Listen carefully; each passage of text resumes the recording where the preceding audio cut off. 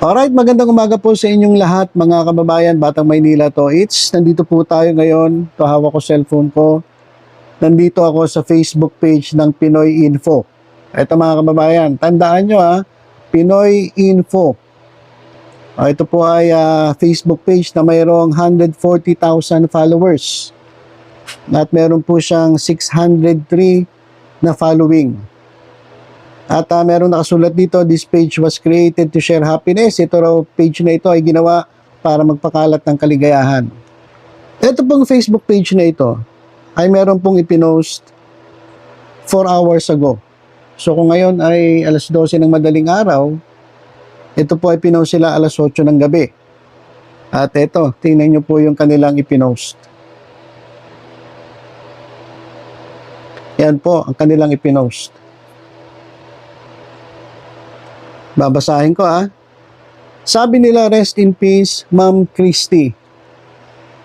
Tapos tingnan, meron po silang link na inilagay dito. Ayan po, yung kulay blue. Mamaya, i-click natin yan para makita natin kung saan yan papunta, yung link na yan. At nakasulat po dito mga kababayan, yan, pumanaw na ang veteranong journalist na si Christopher Min sa edad na 67. Nakikiramay po kami sa kanyang naiwang pamilya. At dito sa litrato mga kababayan, nakasulat, maraming salamat, Cristinelli Salazar Fermin. So malamang ni-research niya yung buong pangalan ni Nanay Christy sa Google. Pati yung birthday, July 23, 1956. Hanggang December 16, 2023. Ito mga kababayang post ng Pinoy Info ay hindi po totoo. Alright? Fake news po ito. Huwag po kayong maniniwala dito sa post ng Pinoy Info. Kaya ako nagtataka paano nagkaroon ito ng 140,000 followers? Kung ang ginagawa nito ay nagpo-post, nagpapakalat ng fake news. Dito sa mga followers ng Pinoy Info, paano kayo nag-follow? Alam nyo ba na itong finalo ninyo na Facebook page ay nagkakalat ng fake news? Nagpo-post ng kasinungalingan dyan sa kanyang Facebook page? Alam nyo po ba? Malamang hindi lang ito Malamang hindi lang ito ang mga ipinost niyang kasinungalingan Kasi kung nakapag-post siya ng ganitong kasinungalingan, malamang marami na siyang na-post.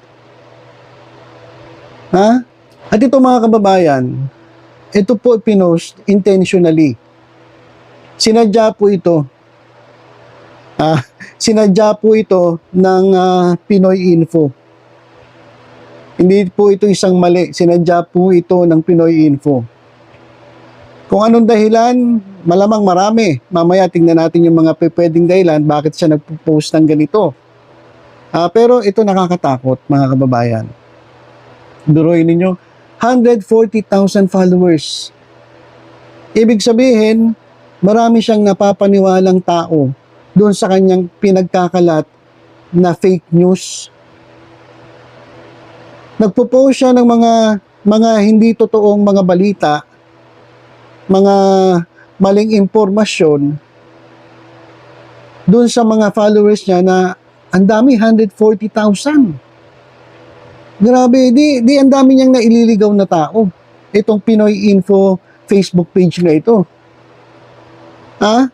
Hindi ko lang alam kung ano magiging reaction ni Nanay Christy Fermin pag ito nalaman niya, na sigurado malalaman niya. Kasi sigurado mapapanood niya itong video kong ito. So, siguro pwedeng kasuhan itong Pinoy Info na ito. Hindi ko alam hindi kasi ako abogado Pero nakakagalit itong ganitong klaseng mga post. Kasinungalingan, biruin mo. Ito kasi yung niyan ito yung pwedeng maging epekto Kapag nabasa ito ng mga taong tagasunod ni Nanay Christy, yung nagmamahal kay Nanay Christy, syempre magugulat sila. 'Di ba? Magugulat sila, ano nangyari? Totoo ba 'yan? Ganyan. So, makakapag-create ito ng ng confusion. Malamang kalungkutan pa kung basta-basta maniniwala yung iba, syempre malulungkot sila. At yung iba naman dito, nabasa ko yung mga comment, yung mga basher ni Nanay Christy, parang tuwan-tuwa dito sa binalita ng Pinoy Info na fake news naman. Oh. So hindi ko alam kung ano magiging reaction ni Nanay Christy Fermin dito sa post na ito. Kasi kausap ko lang yung PA ni Nanay Christy at siya ay napagod, kagagaling lang nila sa taping ng SNN. Kaya nagpapahinga na si Nanay Christy. Kaya malamang bukas na niya malalaman itong ikinakalat ng Pinoy Info. So ito naman ay in-screenshot ko na at pwede na itong pwede ng ebidensya. Kung sakali mang sasampahan ni Nanay Christy Fermin itong Pinoy Info ng kaso sa pagpapakalat ng ganitong klaseng fake news. Ito mga kababayan, below the belt ito eh. Below the belt ito, hindi ito pwede ka man mag-post ng iba, pero bakit ganito? Ba't kinakailangan mong mag-post ng ganito? Di ba? Parang lang to eh, alam mo yung Kapuso Alliance sa fan page? Nag-post sila ng libingan na may picture ng TBJ at may date din. Dahil sa sobra nilang panatiko dun sa kabila, sa kalaban ng TBJ, ganun ang ginagawa nila. So, etong Pinoy Info, hindi ko alam kung ano dahilan niya. Kung bakit niya ganito pinipersonal si Nanay Christy Fermin. Pero delikado ka rito. Pinoy Info, delikado ka rito. Pwede kang makasuhan dito sa ginagawa mo. At pwedeng masara ayan Facebook page mo. Kasi unang-una, sayang 140,000 followers, niloloko mo lang pala. Ginagamit mo itong Facebook page na ito para iligaw yung mga tao. Biruin mo, dami nun. Kung may nakakita pa na iba na hindi mo followers dito sa post mo, o di mas lalo ng marami ang inabot ng fake news mo. So, nako, hindi po ito nakakatawa. Dito sa Pinoy Info, hindi ito nakakatawa. At delikado ka dito sa totoo lang. At ito mga kababayan etong link na nandito, ayan, pag pinindot ko yan mga kababayan, makikita natin kung saan ito pupunta. I-click ko mga kababayan tingnan ninyo. O yan, saan napunta? O yan, sa Lazada napunta. So, ang ginagawa niya, gumagawa siya ng maling kwento, ng maling informasyon, ng fake news para magulat ang tao. Gumagamit siyang sikat na personalidad para itong link mapuntahan at mapupunta sa Lazada. Hindi ko alam kung anong klaseng modus. Baka naman nabayaran siya ng Lazada, maggagawa ng peking balita para i-click at mapupunta yung titingin dito sa Lazada. Hindi ko alam yung patakaran nito hindi kasi ako pumapatong sa ganito Kapag mayroong mga gustong magpa-advertise sa Facebook o sa YouTube, hindi ko pinapansin. So, hindi ko alam kung ano ang usapan nila ng Lazada. Pero mali, gagamit ka ng maling balita para lang maklik yung link, mapunta ka sa Lazada. So, hindi natin alam. At isa pa, baka may galit ito kay Nanay Christy, hindi ko rin alam. Pero ito mga kababayan, bumalik na ako dito sa Pinoy Info. Bumalik na ako sa Pinoy Info. Hinahanap ko ngayon yung post nila. Yan. So yan, 4 hours ago. Saktong-sakto mga kababayan. Hindi ko na makita yung post nila tungkol kay Nanay Christy Fermin. Tingnan nyo. Kung hindi ko ginawa agad ng video ito, malamang nakalusot siya sa ginawa niya. Wala na Wala na mga kababayan. Wala na rito. Hindi ko na makita yung post niya tungkol kay Nanay Christy Fermin. Pinoy Info. Wala na. Ayan Iba na. Wala na mga kababayan. Binura na. Binura na niya. Saktong-sakto. Pero ito mga kababayan, Pinoy Info, sabihin ko lang sa'yo, wala kang lusot. Kasi, in-screenshot ko na yung pinost mo. Ito yung Ayan. Ayan. Pasensya ka, Pinoy Info. Ayan. Na-screenshot ko na yung pinost mo. Kahit binura mo ngayon lang, saktong-sakto. Kanina kasi nandun tayo sa page ni Pinoy Info eh. Nandun pa eh. Pagkapunta natin ng link sa Lazada, biglang nawala. So binura. Kasi nahalata niya. Napapansin na ito ng mga tao. Binura niya pero eto. Meron akong screenshot Pinoy Info. Ay, yari ka. Yari ka sa totoo lang. Yan.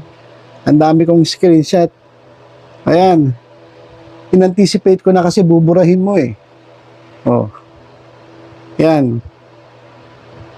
Wala na, mga kababayan eh. Oh, balikan natin sa Facebook. Oh, Pinoy Info. Oh, refresh natin, refresh. Oh, ayan. Oh, Pinoy Info. Nasa na yung post niya 4 hours ago. Ayan. Oh, 1 hour ago. Oh, 4 hours ago. Iba na yung nandito. Wala na yung post niya kay Nanay Christy Fermin. Sorry Pinoy Info Naunahan kita eh. Susunod kasi wag ka magpo-post ng ganon, ng kasinungalingan, para lang mapagbigyan mo. Etong ano ba to? Ginawa mo para makapunta yung mga manonood o yung makakaalam, makakita ng fake news mo o pupunta sa Lazada. O meron kang personal na galit kay Nanay Christy para bastusin mo yung tao. Pero mo, magbabalita ka ng gano'n eh. Si Nanay Christy, naku, alam mo, makang mas malakas pa sa sa Kalabaw eh. Pero mo, may Christy per minute. Oh, merong SNN. Halos araw-araw sila nagtitaping ng SNN. Oh, tapos umuwi pa yan sa kanila. Meron pa yung business. Malakas pa yan si Nanay Christy, sasabihin mo ganon, magbabalita ka ng fake news. Magbabalita ka ng katarantaduhan dyan sa sa Facebook page mo. Naka Pinoy Info, yari ka. Binura mo pa. Ay, naku, binura mo pa talaga. Naku. So, mga kababayan, tandaan nyo po yung Facebook page na Pinoy Info. Kung nakasubscribe po kayo dyan, nakafollow kayo, simulan nyo nang umalis. Kasi po ginagamit lang kayo para sa kanyang sariling kapakanan, hindi po niya kayo tinutulungan. Inililigaw po kayo ng Pinoy Info Facebook page, kaya wag po kayo maniniwala. At malamang, isang araw, ito, sabihin ko sa Pinoy Info, kapag nalaman ito ni Nanay Christy Fermin, na malamang alam ko malalaman niya, ito lang masasabi ko sa iyo. Yung Facebook page mo na ginagamit mo para magkalat ng fake news, mawawala yan. Nasabihan na kita. So, yun lang po mga kababayan. Nakakabwisit itong Pinoy Info na to. Ngayon, dinilit mo Wala na, na-screenshot ko na. Sorry ka. So, yun lang mga kababayan. Tutok-tutok lang sa Batang Maynila to. Sa mga iba pang updates. Ingat po tayong lahat. God bless.